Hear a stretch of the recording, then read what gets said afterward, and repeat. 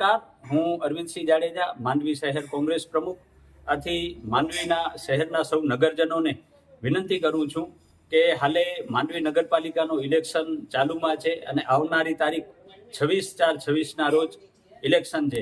ત્યારે છેલ્લા 30 વર્ષથી માંડવીમાં ભારતીય જનતા પાર્ટીનું એક હતું શાસન છે અને આ 30 વર્ષ દરમિયાન માંડવીનો વિકાસ સાવ શૂન્ય થયો છે ને એની જગ્યાએ જે ભારતીય જનતા પાર્ટીના નેતાઓ ચૂંટાય છે એ લોકો અને એમના કાર્યકર્તાઓનો વિકાસ મોટા પાયે થયો છે અને માત્ર ભ્રષ્ટાચાર કર્યો છે, માંડવીનો કોઈ વિકાસ કર્યો નથી.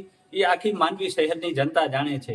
ત્યારે હું વિનંતી કરવા માંગીશ માંડવીની જનતાને કે આ વખતે આખા ગુજરાતમાં જ્યારે પરિવર્તનનો માહોલ છે ત્યારે આપ માંડવીમાં પણ પરિવર્તન કરો અને કોંગ્રેસના દરેક ઉમેદવારને આપ પેનલ ટુ પેનલ વોટ કરો એવી હું વિનંતી કરીશ. આપ જો કોંગ્રેસના દરેક ઉમેદવારને પેનલ ટુ પેનલ વોટિંગ કરો છો અને કોંગ્રેસની નગરપાલિકા બને છે તો અમે વચન આપીએ છીએ કે પહેલી જ સામાન્ય સભામાં જે પણ મિલકત વેરા છે, ગટર વેરો છે, પાણી વેરો છે અને જે પણ પ્રોપર્ટી વેરા છે એ અમે 50% રાહત આપીશું. સાથે માંડવીના દરેક સોસાયટીના રોડ રસ્તા છે એ સારી હાલતમાં કરીશું. આજે તમે જો તો દરેક વોર્ડમાં દરેક સોસાયટીમાં ખોદેલા રોડ પડ્યા છે અને માંડવીને આખો કઈ હાલતમાં અમને મૂકી દીધો છે.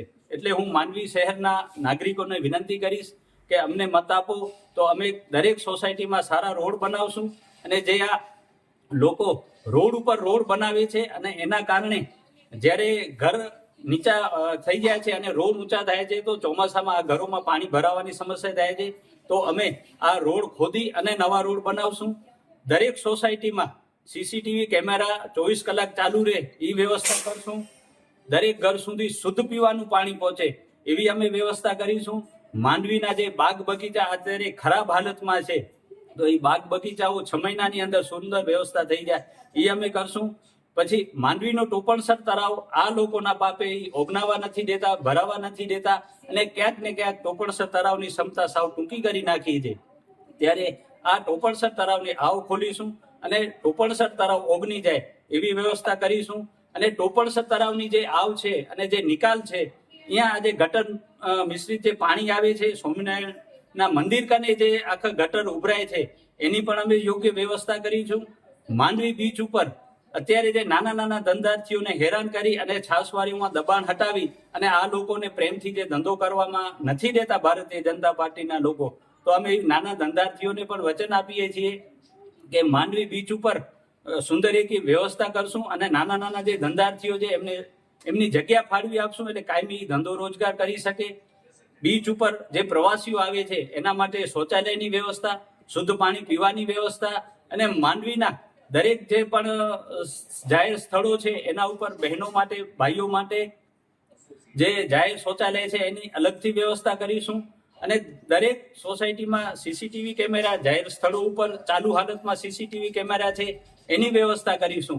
એટલે માંડવીની જે ખૂટતી કડીઓ છે એના માટે વ્યવસ્થા કરવાનું અમે વચન આપીએ છીએ.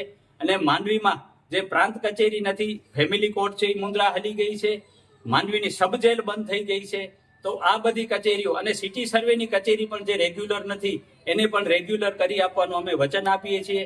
અને આના સિવાય પણ માંડવી માટે જે પણ ખૂટતી કડીઓ હશે અને નાગરિકોના જે પણ સૂચનો આવશે એનો અમલ કરી અને માંડવી 5 વર્ષ દરમિયાન માંડવીની દરેક ખૂટતી કડીઓ પૂરી કરવાની અમે વચન આપીએ છીએ. એટલે માંડવી શહેરની જનતાને હું 2 હાથ જોડીને વિનંતી કરું છું કે આપ લોકો આ વખતે કોંગ્રેસને ખૂબે ખૂબા મત આપો અને કોંગ્રેસના કાઉન્સિલરોને જીતાડો અને કોંગ્રેસની નગરપાલિકા બને એવી હું વિનંતી કરું છું. અને આવનારી તારીખ 26/4/26ના માંડવીના દરેક નગરજનો ખૂબ મોટી સંખ્યામાં મતદાન કરે અને ભારે મતદાન કરે એવી હું વિનંતી કરું છું.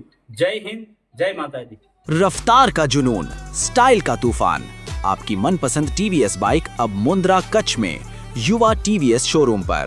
शानदार ऑफर्स और आसान फाइनेंस का मौका न चूकें।